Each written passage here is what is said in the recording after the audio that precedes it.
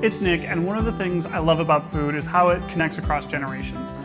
In our family, we had a huge debate over stovetop dressing, or stuffing as you call it for Thanksgiving, or traditional homemade stuffing.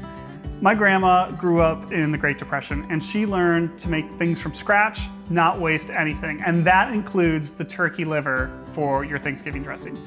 This recipe that I'm going to show you for a traditional old school farmhouse dressing, because we make it on the side of the turkey, not stuffed in the turkey, is my grandma's recipe.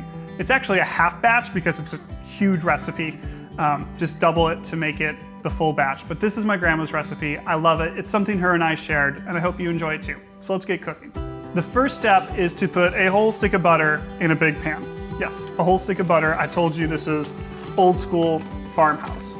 So let's put that in there, get it going on medium heat, melt the butter. The butter's mostly melted, so we're gonna go ahead and add some vegetables. We have 4 ribs of celery and half an onion chopped up. Let's go ahead. And then our secret ingredient. Gonna add a ton of flavor. You're not gonna be able to detect it in the final dish, but waste not, want not.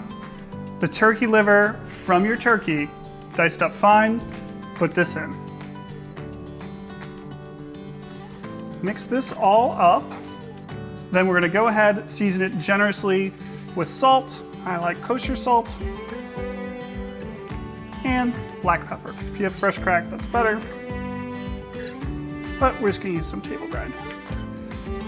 Mix this all up and cook this on medium-high heat till the vegetables are softened and the liver is all nice and browned up.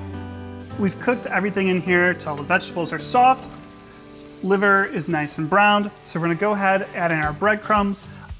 I like to use already seasoned things. You can use unseasoned. I think more seasoning's better. So we're gonna use the already seasoned ones. We have 6 cups. Dump that all in.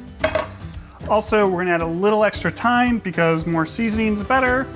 I think thyme tastes like Thanksgiving. We wanna use dried thyme for this, not fresh thyme, because we're gonna put this in the oven to bake, and fresh thyme will get burnt, whereas the dried will just do really well in the oven. And finally, we're gonna add enough chicken broth to just moisten it, about half a cup or so. We don't want it to be wet, just moist. And then go ahead and mix it all up. You wanna get all the breadcrumbs moistened, and if you're mixing it and see you need to add a little bit more chicken broth, you can go ahead and do that. So we're just gonna add a touch more because some of these crumbs are dry and not getting mixed in. You can also add cranberries, craisins, you can add carrots, you can add all sorts of things to this. Sometimes we'd add craisins, but for this one, we're just gonna keep it with the vegetables. All right, we've mixed this all together, so what we're gonna do is put it into a casserole dish, cover it with aluminum foil, put it in the oven to cook for about 30 minutes. Take the foil off, let it go for 15 minutes more to get a little crunchy on top. Pull it out and we're gonna have a delicious dressing. So let's get this in the oven. We finished cooking the dressing. It smells amazing from all the herbs, turkey liver, everything that we have in there. So let's pull it out and see what it looks like. Oh yeah, this looks great.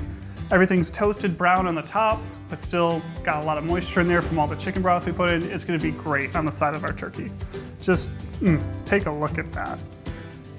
Thank you so much for watching our recipe. This is something my grandma and I shared and loved together. I hope you enjoy it too, and we'll see you soon at Lake Geneva Country Meats.